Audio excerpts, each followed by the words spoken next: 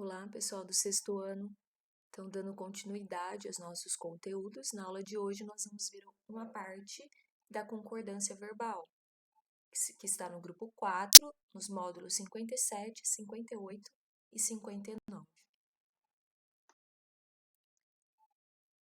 Assim como nós já vimos a concordância nominal, que é a concordância entre os nomes, o substantivo e as palavras que com elas se relacionam, que pode ser o adjetivo, o numeral, o artigo e o pronome.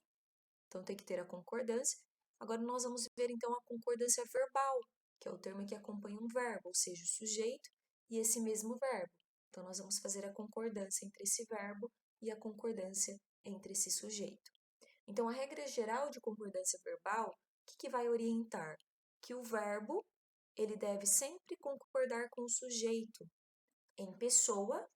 Quando eu falo em pessoa, estou falando primeira, segunda e terceira pessoa do singular, eu, tu e ele, ou primeira, segunda, terceira pessoa do plural, nós, vós e eles. E quando eu falo em número, eu estou falando em singular, uma coisa só, e plural, várias. Então, vamos ver os exemplos para entender o que seria o sujeito e entender que o sujeito ele sempre deve concordar com o verbo. Então, a primeira coisa que vocês devem fazer na oração é encontrar o verbo. Nós trabalharemos duro para que nosso objetivo se realize. Então, qual que é o verbo? O verbo é trabalharemos, do verbo trabalhar. Quem trabalhará duro para que nosso objetivo se realize? Nós. Então, o sujeito seria nós. Então, o sujeito que está no plural, na primeira pessoa do plural, então, pessoa primeira, que seria o nós, e número plural. Então, ela deve concordar com o verbo. Então, no caso aí, o correto, de acordo com a gramática, seria nós trabalharemos. Depois, no segundo exemplo, eu sou apenas mais um no meio da multidão. Então, eu tenho o verbo sou. Quem é apenas mais um no meio da multidão? Eu. Então, eu tenho um sujeito que está na primeira pessoa, no eu, e está no número singular. Então, houve também a concordância, houve concordância nominal. Por quê? Porque o sujeito eu concordou com o verbo. Os dois estão aí fazendo a concordância em pessoa e em número. Depois, o terceiro exemplo. Minhas filhas saíram e até agora não retornaram.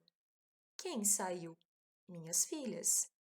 Então, no caso aí, o sujeito seria minhas filhas. No caso, seria elas. Então, está na terceira pessoa, elas, no número plural. Então, o verbo também fez a concordância, que está concordando com minhas filhas, com o sujeito. Então, os dois fizeram a concordância. Então, nós, que é o sujeito da primeira oração, é um pronome que está na primeira pessoa do plural, como nós vimos. E o verbo trabalhar também está fazendo a concordância na primeira pessoa. Então, esses três exemplos, eu tenho três exemplos de concordância verbal, que houve, então, a concordância entre os termos. Então, nós vamos ver algumas regras dentro da concordância verbal. A primeira dela, quando eu tiver um sujeito composto, que ele é formado por mais de um núcleo. Então, se ele aparecer antes do verbo, esse sujeito, então o verbo vai para o plural. Então, no caso aí, o lápis e a borracha caíram da mesa. Quem caiu da mesa? O lápis e a borracha. Então, eu tenho um sujeito composto. Por que composto? Formado por dois núcleos, lápis mais borracha. Então, como eu tenho um sujeito composto, que ele vem antes do verbo, então o verbo vai para o plural para fazer a concordância. Então, o lápis e a borracha caíram da mesa. Há casos também que o verbo pode ficar tanto no plural, concordando com os dois elementos, tanto com lápis e borracha, como ele pode ficar no singular, concordando com o termo mais próximo. Então, tem alguns casos que podem ser dessas duas maneiras. Então, vamos ver alguns aí. Se os núcleos do sujeito forem sinônimos ou apresentarem proximidade quanto ao sentido. Então, palavras sinônimas que apresentam significado semelhante, próximo. Então, o amor e o carinho eram fundamentais àquela criança, ou o amor e o carinho era fundamental àquela criança. O que era fundamental àquela criança? O amor e o carinho. Eu tenho um sujeito composto, formado por dois núcleos, amor mais carinho. Eles vieram antes do verbo eram ou era. Então, eu como esses núcleos, amor e carinho, os núcleos do sujeito, eles são sinônimos, então eu posso colocar tanto o verbo no plural eram, como o verbo no singular era. As duas formas são permitidas.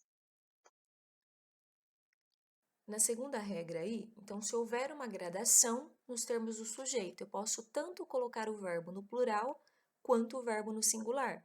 Então, o sujeito, amor, carinho, afeto e simpatia. Eram o que aquela menina desejava que alguém sentisse por ela, ou era. Tanto faz, as duas formas são permitidas, tanto o verbo no plural quanto o verbo no singular. Também existe uma situação que o verbo permanece obrigatoriamente no singular, depois do sujeito composto. Então, qual que é essa regra? Se o sujeito houver uma palavra que resuma todos os elementos. Então, por exemplo, aí no exemplo. Lição de casa, trabalho, avaliação, tudo o deixava preocupado. O que o deixava preocupado? Então, a lição de casa, o trabalho e a avaliação, que seria aí o sujeito. Só que na frente veio a palavra tudo, que está resumindo avaliação, trabalho e lição de casa. Então, sempre que aparecer aí uma palavra que está resumindo todo o sujeito aí, então eu tenho que deixar o verbo no singular. Então, quando o sujeito composto ele for colocado depois do verbo, existem duas possibilidades. Primeiro, o verbo pode ficar no plural. Então, ó, caíram o lápis e a borracha. O sujeito lápis e borracha, que é um sujeito composto, formado por dois núcleos, ele veio após o verbo. Então, eu posso deixar o verbo no plural, como caíram, ou eu posso concordar o verbo com o termo mais próximo. Qual que seria o termo mais próximo? O lápis. Então, eu posso deixar também no singular. Caiu o lápis e a borracha. Então, ele pode concordar com os dois ou concordar com o mais próximo. E finalizando o conteúdo, eu gostaria que vocês fizessem a tarefa, que seria os exercícios 1, 3 e 5, que vocês enviassem por e-mail. E não esqueçam de colocar o cabeçalho com nome, série, data e disciplina. Espero que eu tenha ajudado, que vocês tenham entendido o conteúdo, concordância verbal. Qualquer dúvida, estou à disposição. Até a próxima aula!